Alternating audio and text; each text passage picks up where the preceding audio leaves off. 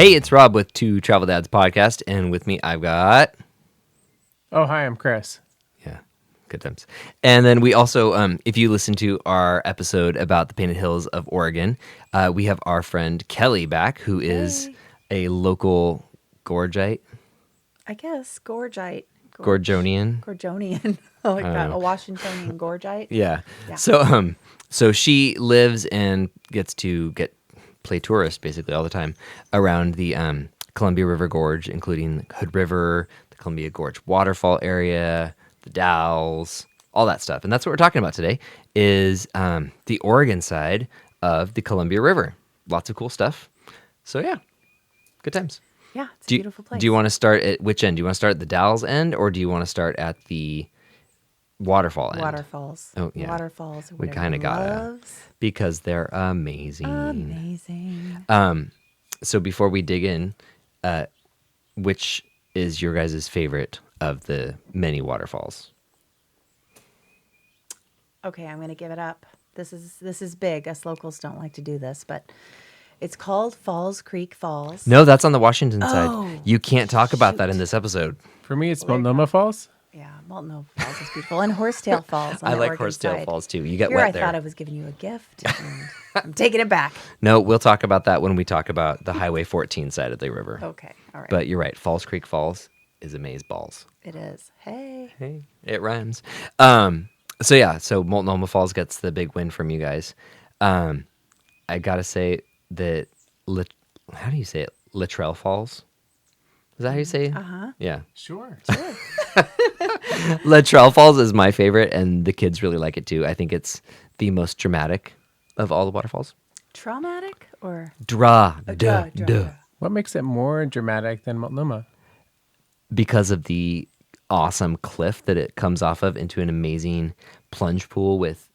Why don't we go in order of the sites along the historic Highway 30 through the Columbia Gorge Waterfall area, and when we get to Luttrell Falls, I'll gush about why I think it is so cool. Perfect. Let's gush about waterfalls. Sweet.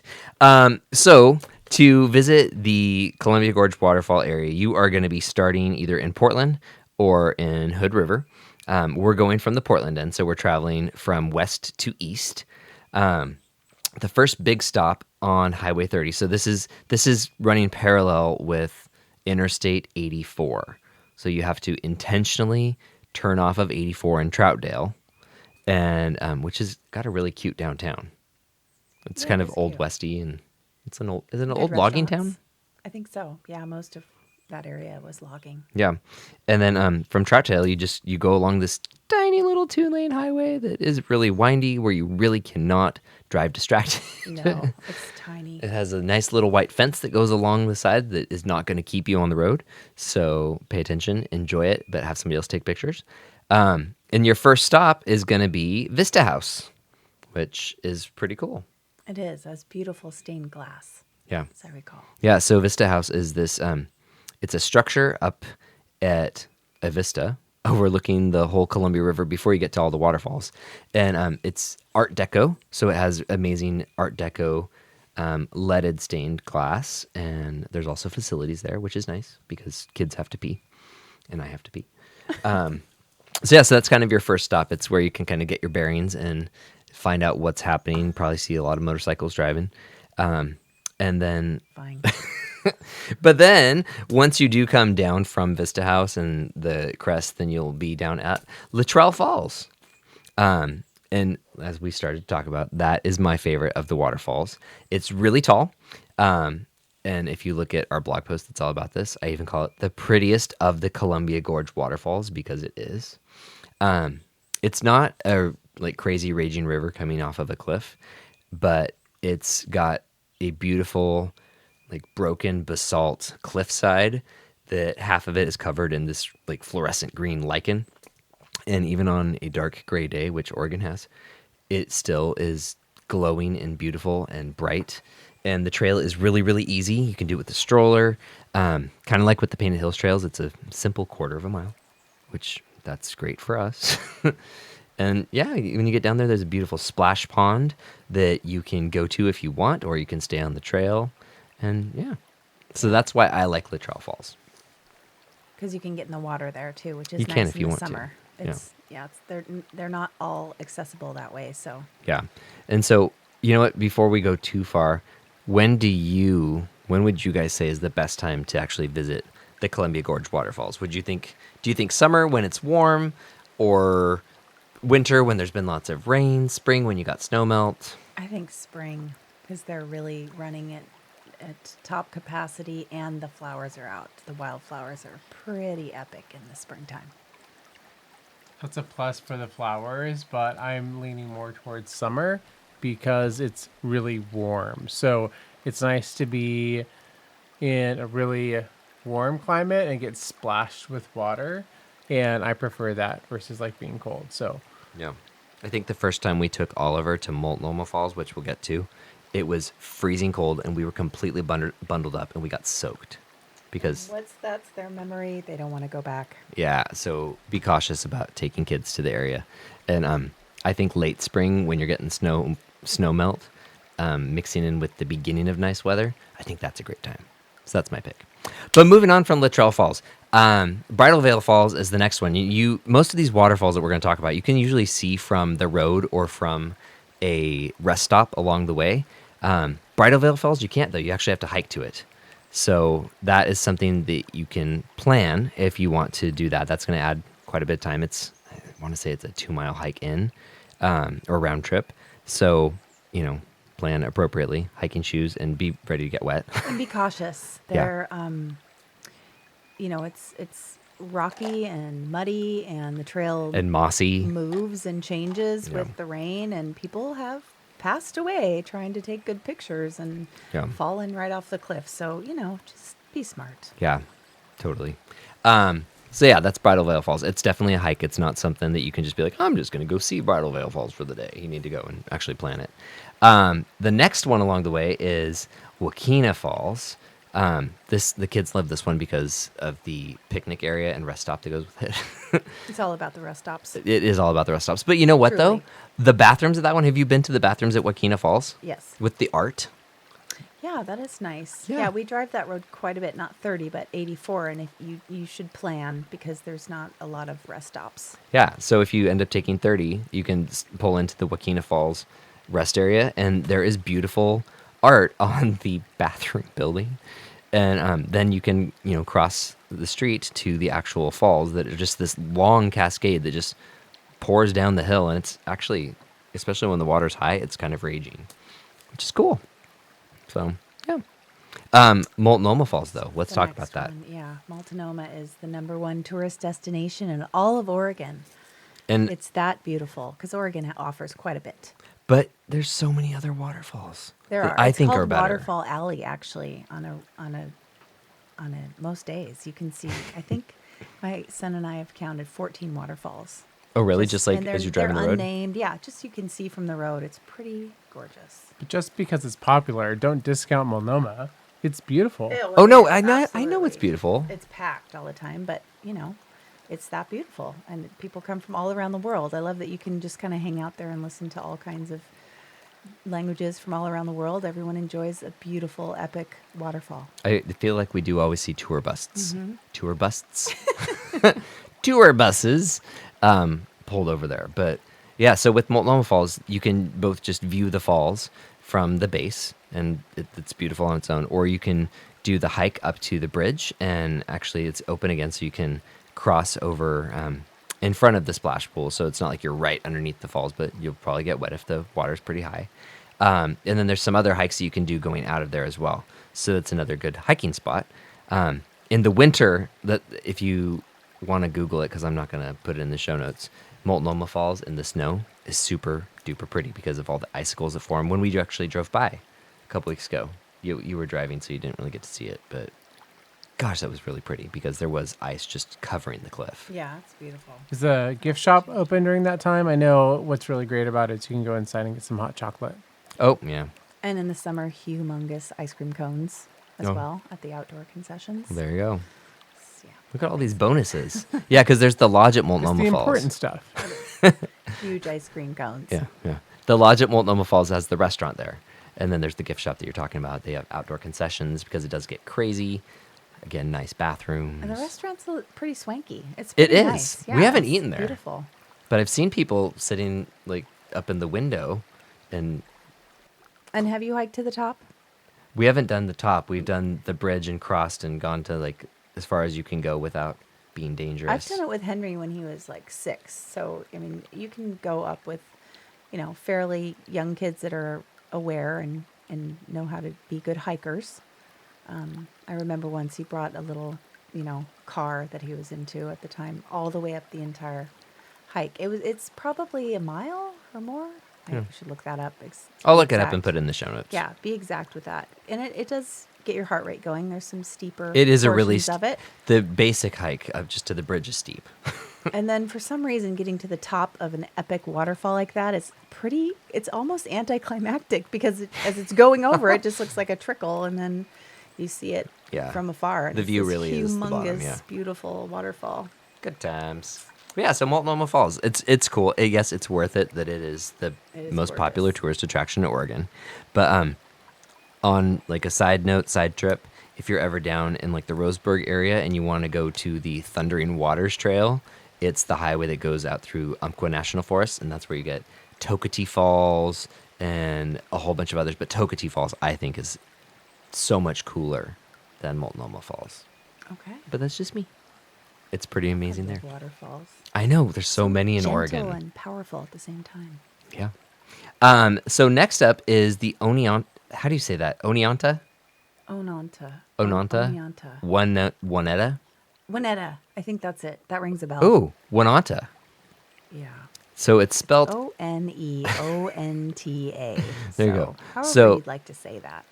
Oneonta Gorge is really cool. It's really beautiful. It's when you think about moss-covered Oregon, you're probably thinking about that.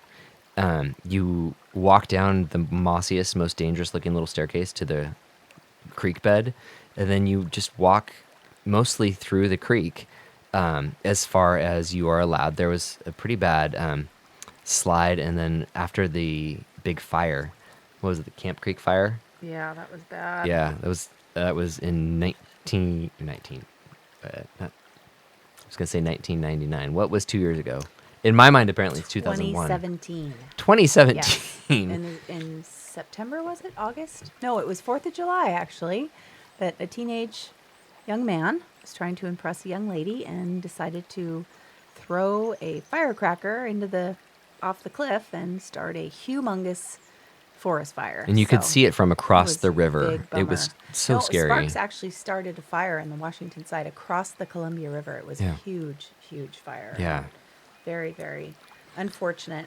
So with that, they ended up closing the gorge, so you can't actually hike all the way through it anymore. But if and when they choose to reopen it fully, it is something that you need to be ready with water shoes, and you can hike through. The water usually goes up to your knees, maybe up to your hips in a couple spots, but it's not appropriate with tiny kids. It's for the more adventurous Yeah. hiker. Yeah, I did it with the kids going all the way to the huge boulder. Jeez. Yeah, and Oliver made the call when it was no longer safe, and we turned around. Good job, Oliver. You look like you were going to say something. But no? Feel free to interject. I was just going to say, it sounds like a place for adventurous adults. It is for adventurous adults. That's what my little headline says in the blog post. My second favorite, though, next to Multnomah, is definitely Horsetail Falls because you Oh. can walk behind. What a great segue. Yeah, you can walk behind the waterfall, which just kind of always feels a little magical, don't you think? Oh, I love it. That's where the fairies live, Is it? for sure. Okay. Good times. I thought it was gnomes. Them too. So maybe we should just like transition into talking about Silver Falls State Park because that has the really, remember the falls that we walked behind, and anyways, another different Horsetail is podcast. beautiful. Wow. We need to just have a whole bunch of waterfall podcasts about Yeah, Oregon. There really is. But yeah, Horsetail Falls is super cool. And it's got a really good parking area also, so you can stop, which that gets tricky on that really narrow Highway 30. Yeah, if you can do it not on a weekend, you will be glad you did. Yeah. Because these waterfall destinations get very crowded on the weekends. Mhm. So if you do go, make sure you pack your lunch and your water and make a day of it because you may be behind a lot of people or waiting for parking, but it's worth it. Yeah. It's gorgeous. But Horsetail Falls is the last of the big ones that you'll see. And then, like Kelly was saying, there's just countless waterfalls as you're driving. So, yeah, enjoy. It's super great, beautiful. And then that moves you from that either heading into Hood River or going up the hill and doing the Fruit Loop. Lots of wineries, lots of orchards, Cider, cherries, peaches, you pick. apples. You pick. Yeah. You pick is always fun. Blueberries in July are really special. Yeah, it's really cool. So it's just this whole area that is in between all the waterfalls and then the main city of Hood River. And there's signs that guide you along the Fruit Loop. So even if you weren't planning on it, if you see something that says Fruit Loop, you can just follow that. It's going to guide you up. It'll bring you back down into Hood River.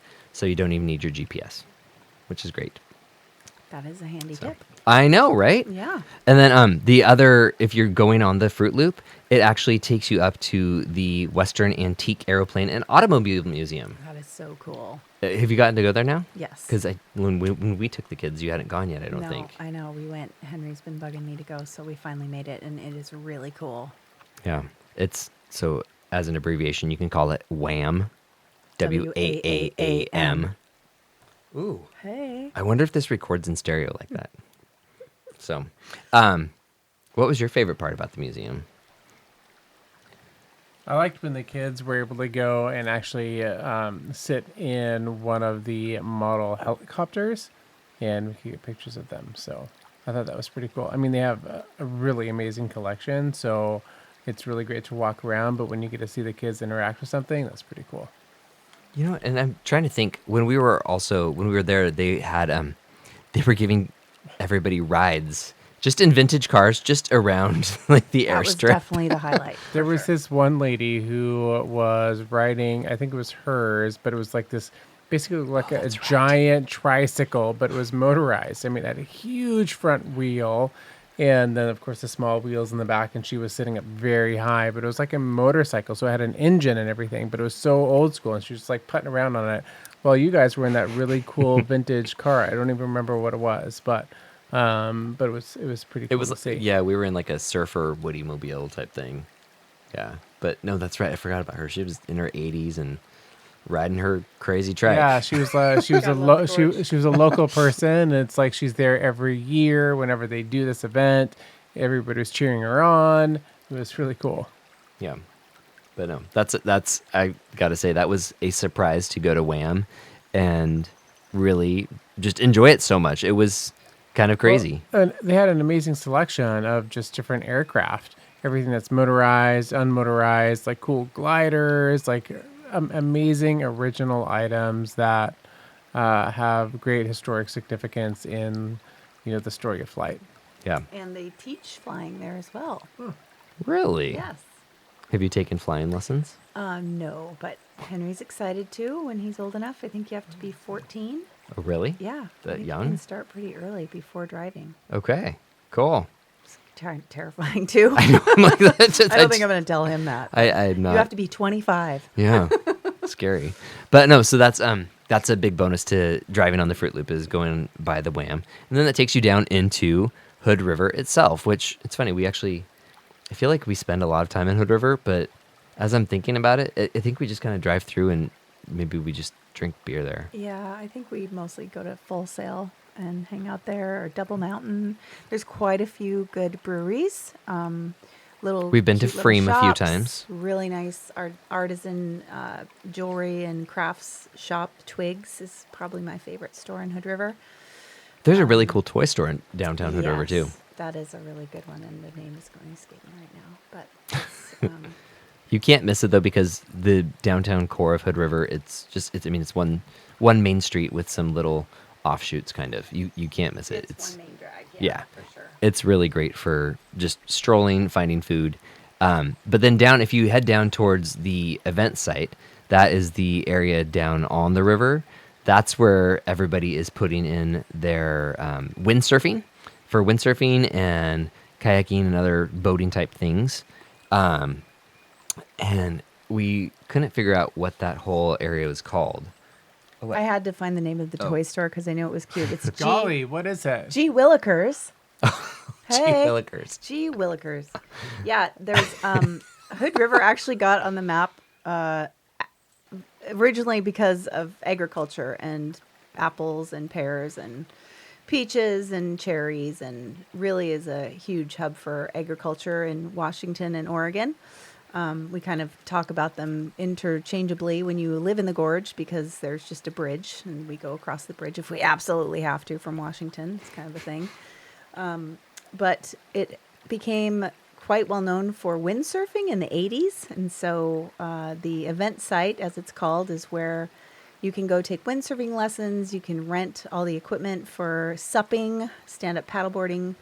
Because it's got some nice little bays coming right off the Columbia River. And the other thing that's really fun to watch there is kiteboarding, which has gotten to be a really big activity in the gorge and world renowned as far as kiteboarding goes. Yeah, it's actually, so when we drive from the Seattle area down to where Kelly and her family live, we get to drive on Highway 14, which is on the Washington side. And there are days when we can go and there will be 60 kiteboarders just in the middle of the river right outside of Hood River, just catching air. Flying. Yes, Yeah. literally flying. It's insane to It's watch. really fun to watch. Yeah, it's also kind of scary to watch. It is. It's There's a lot of pretty high adrenaline sports that happen in the gorge. People and people move there often because of that. So there's skiing, kiteboarding, windsurfing, the hiking, the mountain biking, river the kayaking. river kayaking. And it's also, Yeah. it's the Hood River is kind of the gateway to Mount Hood, yeah? Yes, absolutely. Yeah, So- Mount Hood for skiing and snowshoeing and telemark skiing and cross country skiing and So where do you guys like to go skiing? So Uh, that's not something that I enjoy, so our family doesn't do it. okay. So Meadows is probably the greatest. Mount Hood Meadows? Mount Hood Meadows is most family friendly and has something for everyone. Double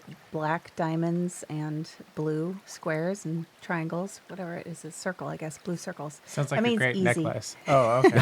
I know, I'm like, this sounds like Black a kindergarten diamonds necklace. is the big Heather Canyon and many big, beautiful bowls. If you're into skiing, you'll know what I mean. Cool. Yeah, and it does have snow longer than many mountains in the country, actually. So Mount Hood and Mount Baker, we're really blessed around here to have the mountains and the snow that we have. Hopefully for a couple more years Yeah. anyway. So is there anything else that's kind of famous up in the Mount Hood ski areas? There's cosmic tubing. Oh, Is that okay. what you're talking about? No. Oh, no, the Timberline Lodge. Ooh. Have you ever seen the movie? I have never actually watched the full movie of The Shining. The Shining. I first saw The Shining when it was my second day working at a lodge in remote Alaska at That the end of figures. the summer. Yeah. And You don't want to watch it. they then were when that's watching The case. Shining, and I was like, what is this movie? It's bad. Yeah, so the It's so Timberline great. Lodge, though, It's that photographed. yeah. So when you watch The Shining, you see the exterior shots and you see this epic snow lodge. That's the Timberline Lodge at Mount Hood. It's really beautiful. It's very historic and just exactly what you're looking for in a quintessential lodge experience. Only without like It's the twins and gorgeous. the Red guy. rum, Yeah, red rum. No, none of that. Good. Not. it's more magical. It is. It is beautiful. It's really worth the trip for sure. Cool. Well, I think that we should probably wrap up there because we can keep on going and just continue following the Columbia River through the gorge forever. Oh, yeah. We'll leave you with that image of like red rum and the twins. Okay, so fine, we don't have to. I think Yeah, that's a wrap. so instead of that, let's just wrap up this episode by saying that the easiest way to go and explore Hood River and the Waterfall area is either a day trip from Portland, or you could we just stayed at the Society Hotel over in Bingen, which is directly across the water from Hood River. So On the Washington side. it's on the Washington side. So when we record our episode about that, then we'll talk about that some more. But yeah, no. So there's some really great places to be able to do that. We went and we stayed at the right off the event site at the really nice new Hampton Inn that was right there. So that was cool being right off the river. That's right in Hood River. Yeah, that's right in Hood River, like And smack dab. the waterfront area has a lot of new restaurants and bars and is a fun place to be able to just walk around and eat good food. And It has rock walls that kids can climb too. a great place to practice windsurfing. The Hook is a good place to put in your board there and give it a try before you head out into the wild river. Yeah, so if you're planning on staying in the Hood River area, then voila. Easy if you want to be right down in that area, especially in the summertime. So, cool. Well, that's all I have to say at this time. I could go on and on and I on know. and on about the Gorge. I love know. it. It's a beautiful place. Come So, see us. but yeah, a different day we'll record some more because Okay. yeah, I can do it too. So, well, thanks for hanging out with us again. And be sure to check the show notes on twotraveldads.com. Look for the episode that is titled The Columbia Waterfall Area and Hood River. And then, tune in for more fun. We're going to really dig into Oregon in the next couple weeks and share more of our favorite spots. So, say goodbye, everyone. Bye, everyone. Bye. Bye. Two Travel Dads podcast is written by Rob and Chris Taylor and produced by Rob Taylor in Suquamish, Washington. If you would like to be a guest on the Two Travel Dads podcast or would like to sponsor it, go ahead and visit us at bit.ly/2tdwork.